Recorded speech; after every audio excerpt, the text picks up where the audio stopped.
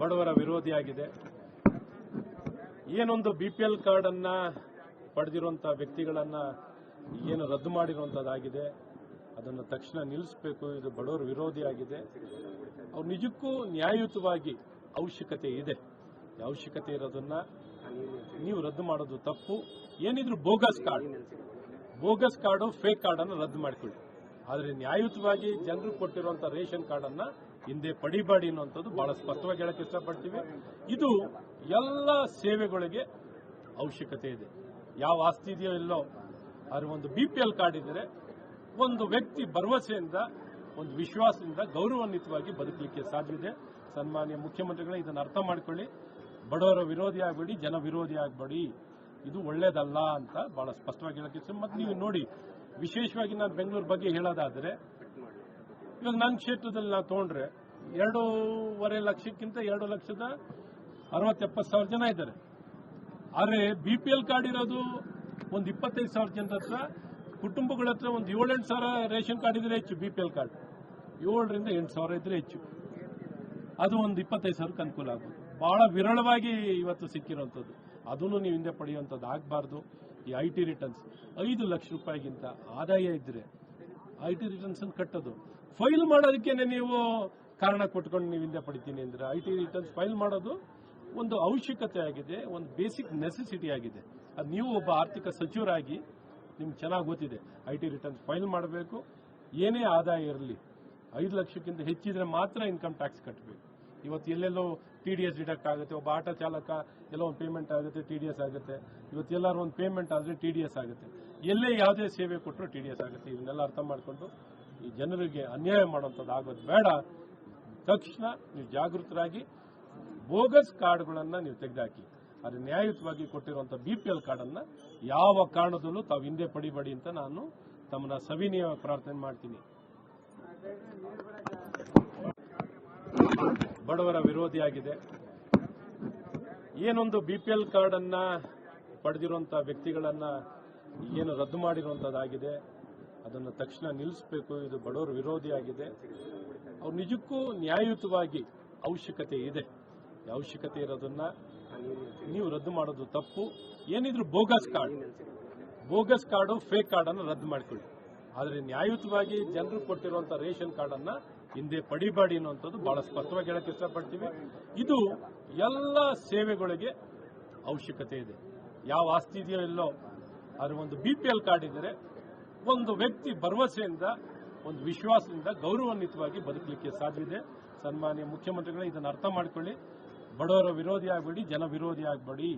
ಇದು ಒಳ್ಳೇದಲ್ಲ ಅಂತ ಬಹಳ ಸ್ಪಷ್ಟವಾಗಿ ಹೇಳಕ್ಕೆ ಇಷ್ಟ. ಮತ್ತೆ ನೀವು ನೋಡಿ, ವಿಶೇಷವಾಗಿ ನಾನು ಬೆಂಗಳೂರು ಬಗ್ಗೆ ಹೇಳೋದಾದರೆ, ಇವಾಗ ನನ್ನ ಕ್ಷೇತ್ರದಲ್ಲಿ ನಾವು ತಗೊಂಡ್ರೆ 2.5 ಲಕ್ಷಕ್ಕಿಂತ 2,60,70,000 ಜನ ಇದ್ದಾರೆ. ಆದರೆ BPL ಕಾರ್ಡ್ ಇರೋದು ಒಂದು 25,000 ಜನರ ಹತ್ರ, ಕುಟುಂಬಗಳ ಹತ್ರ ಒಂದು 7-8 ಸಾವಿರ ರೇಷನ್ ಕಾರ್ಡ್ ಇದ್ರೆ ಹೆಚ್ಚು. BPL ಕಾರ್ಡ್ 7ರಿಂದ 8 ಸಾವಿರ ಇದ್ರೆ ಹೆಚ್ಚು. ಅದು ಒಂದು 25,000ಕ್ಕೆ ಅನುಕೂಲ ಆಗುತ್ತೆ. ಬಹಳ ವಿರಳವಾಗಿ ಇವತ್ತು ಸಿಕ್ಕಿರುವಂಥದ್ದು. ಅದನ್ನು ನೀವು ಹಿಂದೆ ಪಡೆಯುವಂಥದ್ದು ಆಗಬಾರ್ದು.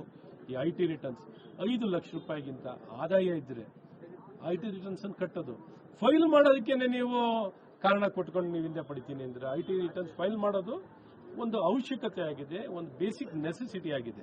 ಅದು ನೀವು ಒಬ್ಬ ಆರ್ಥಿಕ ಸಚಿವರಾಗಿ ನಿಮ್ಗೆ ಚೆನ್ನಾಗಿ ಗೊತ್ತಿದೆ. IT ರಿಟರ್ನ್ಸ್ ಫೈಲ್ ಮಾಡಬೇಕು. ಏನೇ ಆದಾಯ ಇರಲಿ, 5 ಲಕ್ಷಕ್ಕಿಂತ ಹೆಚ್ಚಿದ್ರೆ ಮಾತ್ರ ಇನ್ಕಮ್ ಟ್ಯಾಕ್ಸ್ ಕಟ್ಟಬೇಕು. ಇವತ್ತು ಎಲ್ಲೆಲ್ಲೋ TDS ಡಿಡಕ್ಟ್ ಆಗುತ್ತೆ. ಒಬ್ಬ ಆಟೋ ಚಾಲಕ ಎಲ್ಲೋ ಒಂದು ಪೇಮೆಂಟ್ ಆಗುತ್ತೆ, TDS ಆಗುತ್ತೆ.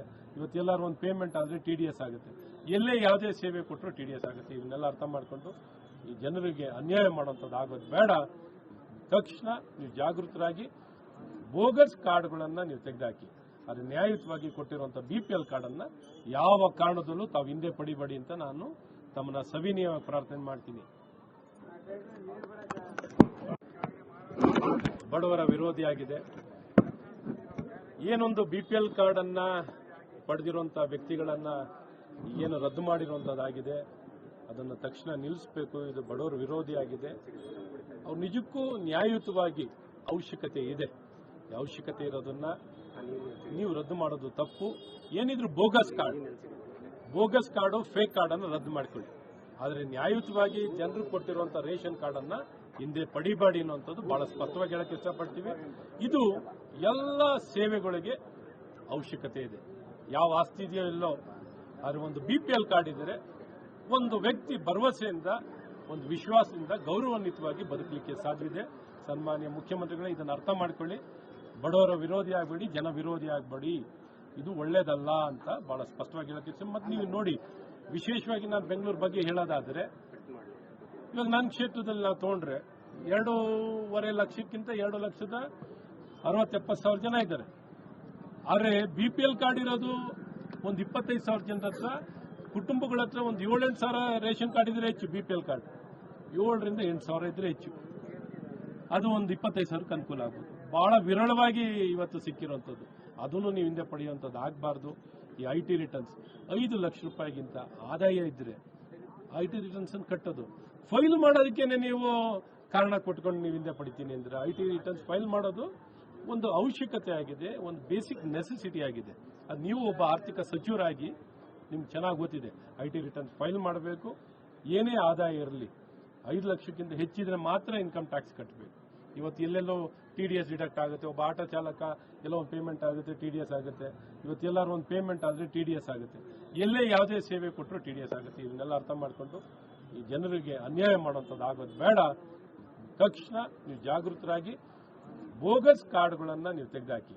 ಆದರೆ ನ್ಯಾಯಯುತವಾಗಿ ಕೊಟ್ಟಿರುವಂಥ BPL ಕಾರ್ಡನ್ನು ಯಾವ ಕಾರಣದಲ್ಲೂ ತಾವು ಹಿಂದೆ ಪಡಿಬೇಡಿ ಅಂತ ನಾನು ತಮ್ಮನ್ನ ಸವಿನಯವಾಗಿ ಪ್ರಾರ್ಥನೆ ಮಾಡ್ತೀನಿ. ನಮಸ್ಕಾರ, ಕರ್ನಾಟಕ ಪ್ರೈಮ್ ಟೈಮ್ಗೆ ಸ್ವಾಗತ. ನಾನು ಜಯಪ್ರಕಾಶ್ ಶೆಟ್ಟಿ. ಇಡೀ ಕರ್ನಾಡು ಇವತ್ತು ರೆಬೆಲ್ ಆಗಿ ನಿಂತಿದೆ. ಈ ಹಗರಣಗಳನ್ನು ಸದನದಲ್ಲಿ ಪ್ರಸ್ತಾಪ ಮಾಡಲು ಕೂಡ ಕಾಂಗ್ರೆಸ್ ಹಿಂದೇಟು ಹಾಕಿದ್ದೇಕೆ? ನಿಮ್ಗೆ ಸಂಬಳ ಅದಕ್ಕೆ, ನಿಮಗೆ ವಾಹನ ಅದಕ್ಕೆ, ನಿಮಗೆ ವೆಪನ್ ಅದಕ್ಕೆ, ನೀವು ಅದನ್ನು ಸೆರೆ ಹಿಡಬೇಕಾಗಿತ್ತು. ನೀವು ವಿದ್ಯುತ್ ಬರ ಇದೆ ಅಂತ ಹೇಳ್ತಾ ಇದ್ದೀರಿ. ಎಲ್ಲಿ ಬರ ಇದೆ ನೀವು ಹೇಳಬೇಕು. ಪಾಕಿಸ್ತಾನ್ ಆಕ್ಯುಪೈಡ್ ಕಾಶ್ಮೀರ್ ಅದು ಎಂದೆಂದಿಗೂ ನಮ್ಮದು. 40 ಮೆಷಿನ್ಗಳು ತಂದಿತ್ತು ನೋಟ್ ಎಣಿಸುವುದಕ್ಕೆ, ಅದೇ ಹಾಳಾಗಿದೆ. ಮಥುರಾದ ಗಲಾಟೆ ಇದೆಯಲ್ಲ, ಅದು ಸ್ಥಳೀಯವಾಗಿ ಕೂತು ಪರಿಹರಿಸಬಹುದಾದಂಥ ಕಾನೂನಿದೆ. ಗ್ಯಾರಂಟಿ ಯೋಜನೆಯಿಂದ ನಷ್ಟ ಆಗಿದೆ, ಲಾಭ ಆಗಿದೆ, ದಯವಿಟ್ಟು ಹೇಳಿ.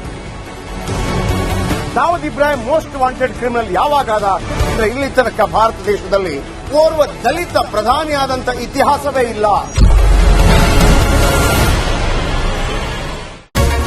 ರಿಪಬ್ಲಿಕ್ ವರ್ಲ್ಡ್ ಆಪ್ ಇದು ಕೇವಲ ಅಪ್ಲಿಕೇಶನ್ ಅಲ್ಲ, ಸಮಗ್ರ ಸುದ್ದಿಗಳ ಸಂಪರ್ಕ ಮಾರ್ಗಕ್ಕೆ ಕ್ರಾಂತಿಕಾರಿ ಬದಲಾವಣೆ. ರಿಪಬ್ಲಿಕ್ ವರ್ಲ್ಡ್ ಆಪ್ ಕೇವಲ ಸುದ್ದಿ ಅಪ್ಲಿಕೇಶನ್ ಅನ್ನ ಪರಿಚಯ ಮಾಡ್ತಾ ಇದೆ, ಬದಲಾಗಿ ಡಿಜಿಟಲ್ ಸುದ್ದಿ ಬಳಕೆಯ ಹೊಸ ಯುಗಕ್ಕೆ ನಾಂದಿ ಹಾಡ್ತಾ ಇದೆ. ಇದೊಂದು ಬ್ರೇಕಿಂಗ್ ನ್ಯೂಸ್, ಪ್ರಭಾವಶಾಲಿ ಕಾರ್ಯಕ್ರಮಗಳಿಗೆ ಗಟ್ಟಿಯಾದ ವೇದಿಕೆ. ರಿಪಬ್ಲಿಕ್ ವರ್ಲ್ಡ್ ಅಪ್ಲಿಕೇಶನ್ ಈಗ ಲೈವ್ ಆಗಿದೆ. ಗೂಗಲ್ ಪ್ಲೇ ಸ್ಟೋರ್ ಮತ್ತು ಆಪಲ್ ಆಪ್ ಸ್ಟೋರ್ ಎರಡರಲ್ಲೂ ಲಭ್ಯವಿದೆ. ಈಗಲೇ ಡೌನ್ಲೋಡ್ ಮಾಡಿ.